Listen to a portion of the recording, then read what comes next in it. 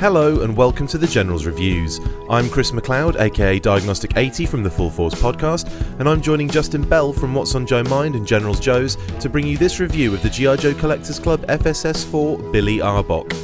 Before Justin takes a look at the character, let's go into the history of Billy from his first appearance in the comics through to now. Billy made his first appearance in the GIJoe universe in Larry Hammer's A Real American Hero comic issue number 10, A Nice Little Town Like Ours. He was introduced as an imprisoned child in the Cobra-controlled town of Springfield. Scarlet, Zap and Snake Eyes come across Billy during a raid of the town when they are captured by Cobra and separated. Snake Eyes is thrown into the brainwave scanner while Scarlet and Zap are held captive with the boy in the same cell. They all work together to escape the town, but Billy stays behind for his family. His next appearance in A Real American Hero issue 33 is a biggie, as he is caught stealing sensitive info by the Baroness and Destro, who decide to train him to assassinate Cobra Commander. The attempt fails, and #spoiler alert, Billy is revealed to be Cobra Commander's son. Dun dun dun! In later issues of the Marvel run, he loses part of his left leg and his right eye after Scrap Iron blows up a car he is in with Ripcord's girlfriend, Candy Apple, and an intoxicated driver. Billy is the only survivor, but falls into a coma. He awakens a long time after to find that his father, Cobra Commander, has taken him from the hospital and with the help of Fred 7 has fitted him with an artificial leg. Billy has amnesia but regains his memory, leaves his father, and eventually continues his training with Storm Shadow. He makes more appearances in the Marvel run, but the figure we are looking at from the club is based on the adult representation of the character from the Devil's Due Image comic. He is first seen in issue 3 of this new title when Spirit and Kamakura track him down in an attempt to acquire his help in rescuing Snake Eyes and Scarlet. He aids in the rescue and later joins the Joe team. He appears a number of times throughout the run, including another silent issue, and then again in the Master and Apprentice title, when Storm Shadow tasks him with looking after the Red Ninjas. In GIJoe America's Elite 33, he meets his end to his father's poison dart when he attempts to kill Cobra Commander, and is then hoisted up a flagpole to send a message in issue 34. When Larry Hammer picked up where he left off with the Marvel run at IDW, we got a second chance to see Billy, but it didn't last very long. He was killed off by Cyborg Blue Ninjas in issue 172, and his body was taken to his father by Snake Eyes and Storm Shadow for burial in the following issue. A tragic end to a rather tragic character, again. The FSS figure Justin is looking at today is the only version of the character in toy form and relates to the character design from the Devil's Due Image Comics incarnation. So without further ado, here is Justin with the review. Thanks as always for joining me tonight. This is Justin from GeneralsJoes.com, and we are taking a look at a landmark occasion here tonight. After 30 years of fan demand, fan requests, online voting, surveys to the GIJoe Collectors Club, questions to Hasbro, Q&A sessions, after all of it, finally the day has come and we have a release for Billy, the son of Cobra Commander. Who knew that in issue number 10 of the Marvel Comics, when that 10-year-old boy appeared to help Scarlet and Zap, and I don't remember who else because I'm old and my memory is failing, but when he showed up to help those folks and then later showed up in a Cub Scout uniform, who knew what kind of mythology he would lend himself to? And sure enough, after 30 years, Billy has proven to be one of the most important characters in the Marvel comic history. And finally, the GIJoe Collectors Club has come through and has given us a version of that figure in the Figure Subscription Service 4.0. And here it is. You're looking at his package first. That came out totally wrong. You're looking at him mint in package first. Yeah. And as you can see, it's got the great vintage style card art, as we've seen so many times before, as the Collectors Club loves to do with these FSS figures. The artwork looks like it's relatively original. I'm not sure if that's an Adam Rich's job. It could very well be. No offense to Adam for not being able to pick out your style immediately, but usually when this original artwork is commissioned, Adam is typically the one who does that work for the GIJoe Collectors Club, and this one is looking really good. I like the pose Billy's in with shooting his gun and has the sword kind of in his back. And you can see up here he's the son of Cobra Commander. Codename, I'm not sure what's up with the Billy Arboc. This look of Billy was from the Devil's Due comics, and back then he was known as, his last name was Kessler. It was Billy Kessler, so I'm not sure why the shift to Billy Arboc, or why they even felt the need to put that in there. It's got a trademark sign next to it, so maybe they felt that it was necessary to kind of copyright that or trademark that for some reason. But you can see Billy in that package right there with the eye patch. And obviously we'll go into more detail on the figure once I rip him out of here. Now you can see on the file card they actually do reference his last name of Kessler, saying Kessler William, but they're also calling that an alias.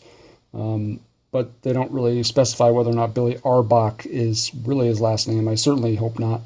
I'm sure that's yet another alias. But anyway, you have the great full version of the artwork on the back, the G.I. Joe Club exclusive for FSS 4 Figure 9. Can't believe we're getting towards the end of the FSS 4 already. After this, we've only got one more shipment with Tiger Force Sneak Peek, Tiger Force Outback, and the Mystery 13th figure. But anyway, we are looking at Billy today, and that's essentially what we've got for Billy, mint in package. That is a look at the package of FSS 4.0 Billy Arboc, and we will be tearing this bad boy open and getting our hands on a Billy figure for the first time in 30 years, which is pretty impressive considering how many various different characters the Hasbro and GIJoe Collectors Club have produced in those 30 years. So please stick with us. We will be cracking this baby open very shortly. Can you believe it?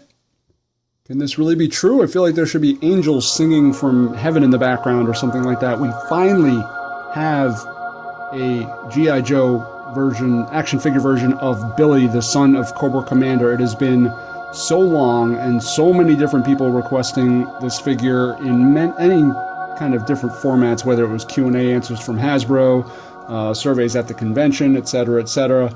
And finally, in the FSS Figure Subscription Service 4.0, we have us a Billy figure, and it is a marvelous day for G.I. Joe fans everywhere who have been fans of the Larry Hama comic book and have been wanting to see the son of Cobra Commander in plastic form since issue number 2 of the original, or issue number 10, sorry, of the original Marvel comic way back in 1983, probably 83/84.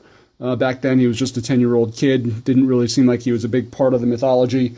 But as Larry Hama is wont to do, he ended up making him a big part of the mythology, and now he is here in action figure form. He's based off the appearance that Billy made in the Devil's Due comic. He became quite a supporting character in the Devil's Due series, and in this particular look, he appeared, I think, in the issues early 20s. Issue number 21, I believe, Devil's Due did an homage to the silent issue, drawn by Mike Zeck, which was a fantastic homage using an artist that worked on the original line, plus, or on the original series, plus the whole silent issue motif. And Billy appeared looking like this throughout that issue. And that was really one of the very fun issues that Devil's Due did.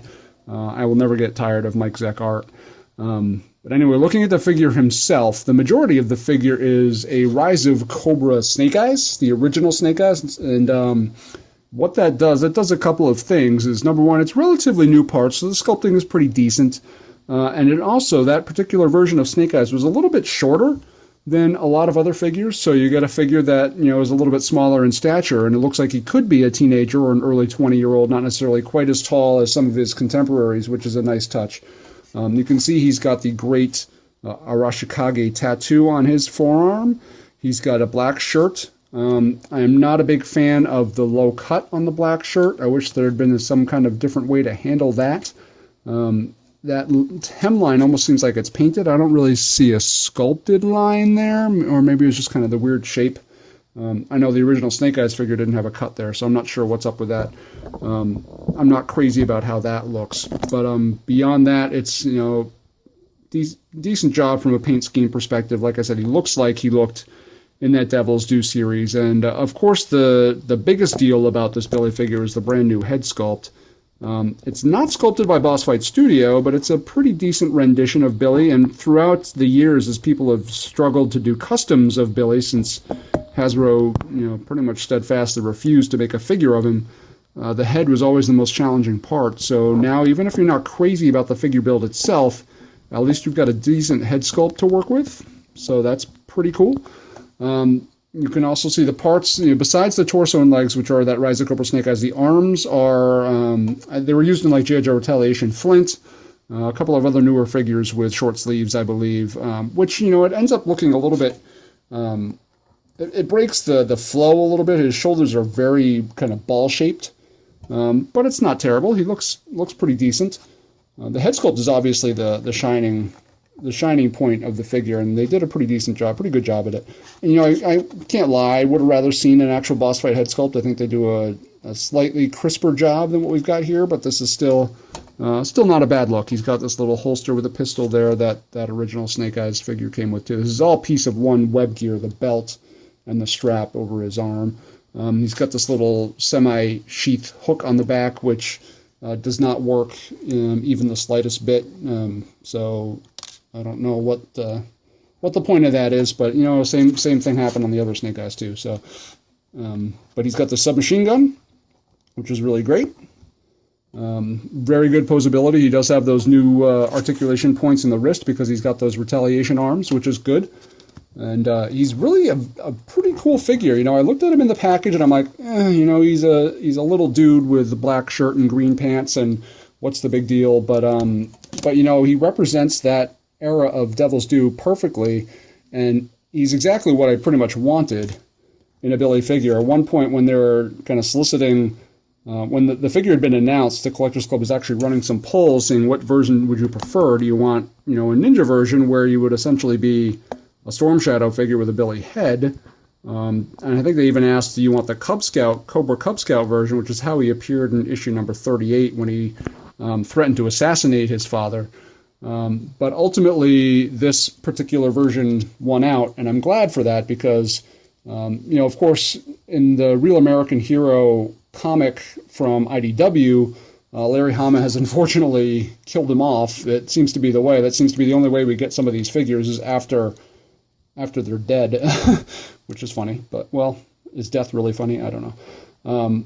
But anyway, so Larry Hama killed him off, but if you elect to kind of have him brought back, or if you want to use him in your G.I. Joe universe, to me it makes sense to kind of make him a little bit more generic, a little bit more combat ready, which is what ultimately we get with this particular figure. He looks civilian, he looks, you know, but he could also fill in on a kind of assault squad too, or, you know, he could be, you know, a martial artist, but I mean, if you really have a major issue with your Billy figure that doesn't look like a ninja, I mean, there's any number of ways you can fix that, as I'm doing things off screen that nobody can see.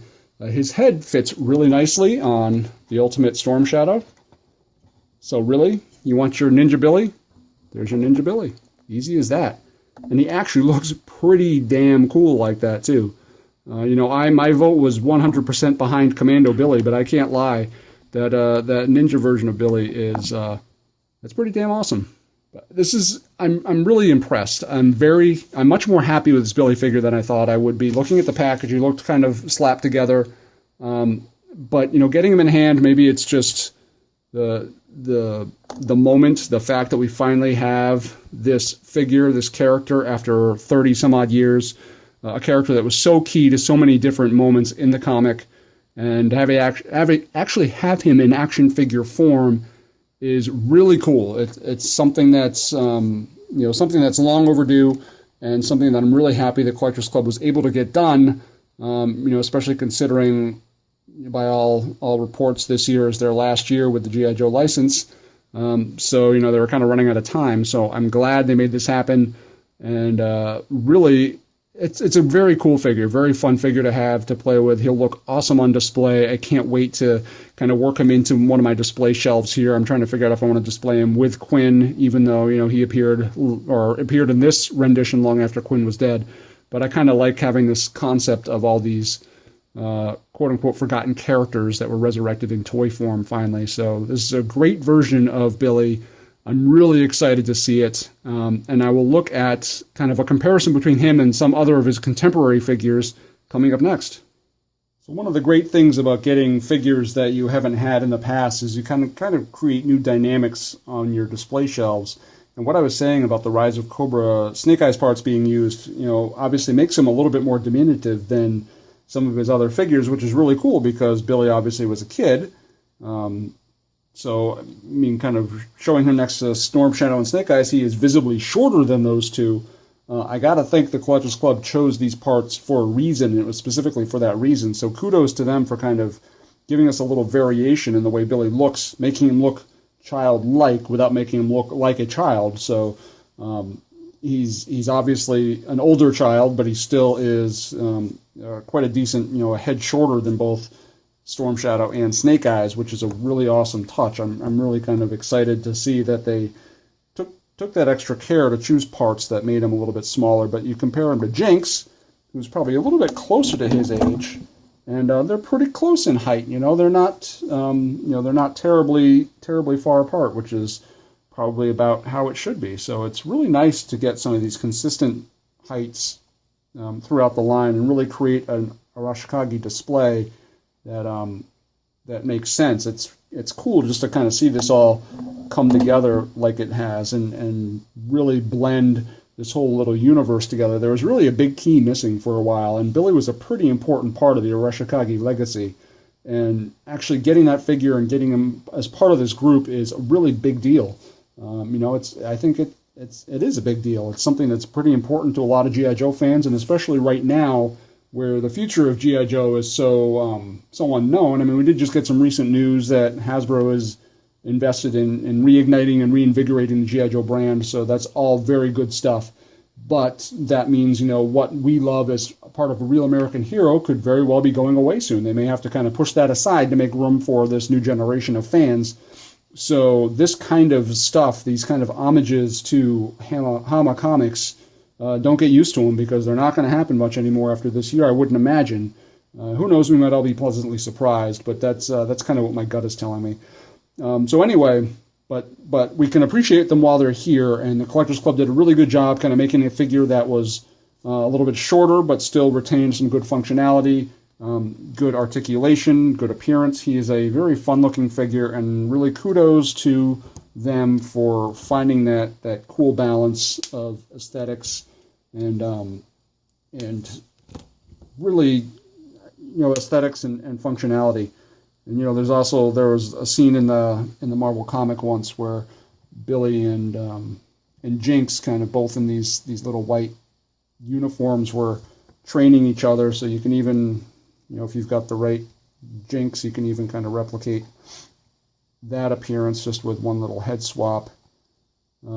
So I mean, stuff like that. It's really amazing, kind of characters that you thought, who knew back in the early 2000s when G.I. Joe was just barely kind of crawling back from a 5-year grave, that we would get to a point where all these little obscure figures, these Quins, these Dr. Venoms, these Pythonas, these Billies, October Guard, for crying out loud, which was a big want for a long time, and now we've gotten 2 different versions of them in the past 15 years. But the G.I. Joe Collectors Club has really stepped up and done a lot of this stuff that Hasbro may not have done themselves. So, I'm really glad for that, for all the issues that people have had over the past number of years, for everybody who's kind of saying, so long, Fun Pub, don't let the door hit your butt on the way out.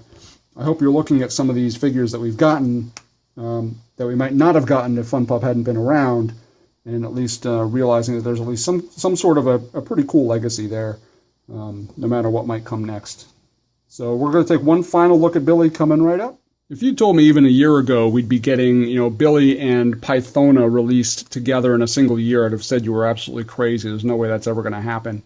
And yet here we are. We've got this figure as part of the Figure Subscription Service 4.0. We got Pythona coming as the 2016 membership incentive figure. So the club may be winding things down in 2016, but they are going out with an absolute bang, especially considering, this figure has been such a much wanted figure in people's collections for such a long time. Maybe that's coloring my opinion of it. He is using parts from 2009 that weren't all that exciting in 2009, so there's certainly some other parts that could probably look better now. So maybe it's rose-colored glasses. I'm so psyched up about getting a Billy that I'm overlooking some of the flaws, but I think those flaws are small, and that overall having the figure even with those flaws is a far better alternative to not having the figure at all. And to me, like I said, for any of those enterprise and customizers out there, just the fact that we're getting a modern style Billy head that gives all sorts of options for making cool new stuff. That should be kind of prize enough with this particular release.